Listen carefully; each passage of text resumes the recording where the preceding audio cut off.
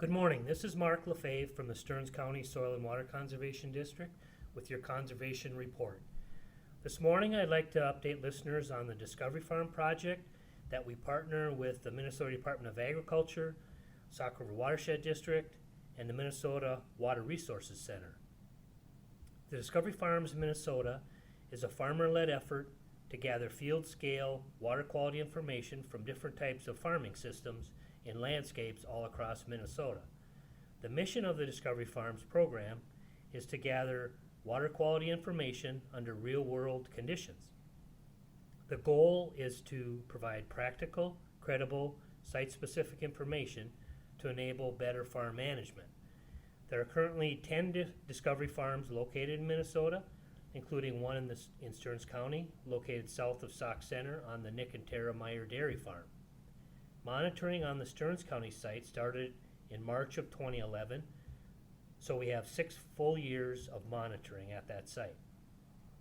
The field was in corn the first 3 years and then was seeded to alfalfa for the past 3 years. Water samples are collected using automated equipment that takes samples during both surface runoff events and through subsurface tile lines. And not all the sites across the state have both the tile and surface monitoring, but the Stearns site does have both.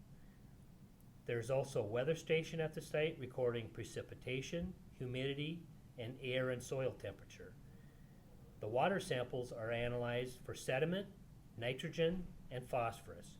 Records are kept on all field management activities on the field like tillage, manure, and fertilizer applications.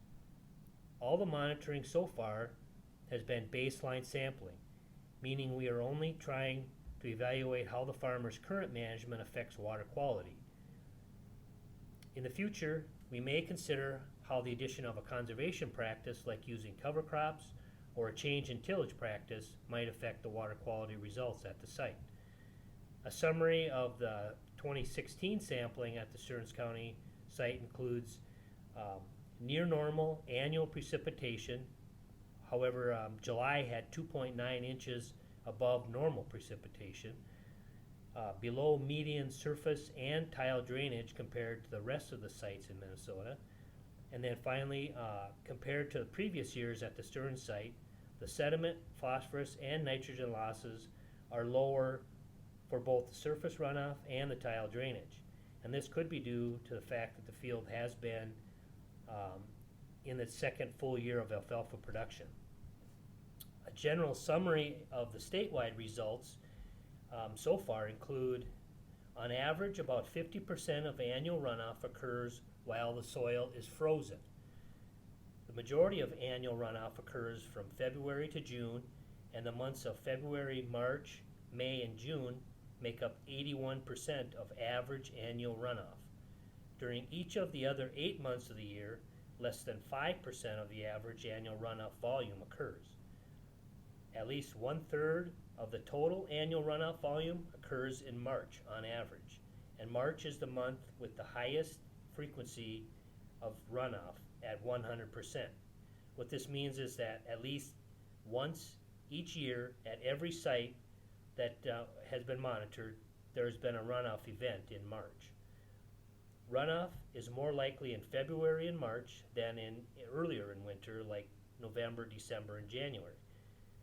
But the risk of runoff in April, May, and June is similar to that of January and February because spring rain and little plant cover leaves soil saturated and more vulnerable to runoff. So knowing this, here are a few management recommendations for manure applications. Understand that the key factors for runoff and assess the situation on your farm and your local area. Watch the weather forecast for dramatic and rapid warming temperatures or prediction of rain or large snow events. Save your least risky fields for the most risky time periods.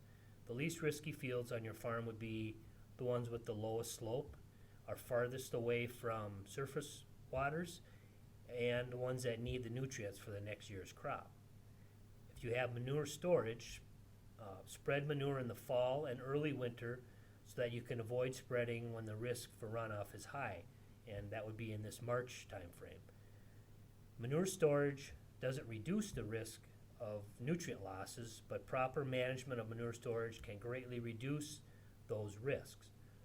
Our challenge is to continue identifying environmental risks on each farm, because even though great progress has been made, there's still room for improvement. And there are still farms that do excess tillage, and there's still places that need things like grass waterways or buffers. And these are opportunities there are also opportunities to fine-tune nitrogen application rates or improve manure application timing. I can say that the staff here at the Conservation Office looks forward to using this information to help farmers make good decisions to continually improve their soil and water resources. And we look forward to continuing the water quality monitoring at the Stearns site, and we'll try to keep you posted on any updates periodically. This is Mark Lefebvre from the Stearns County Soil and Water Conservation District with your weekly conservation report, and thanks for listening.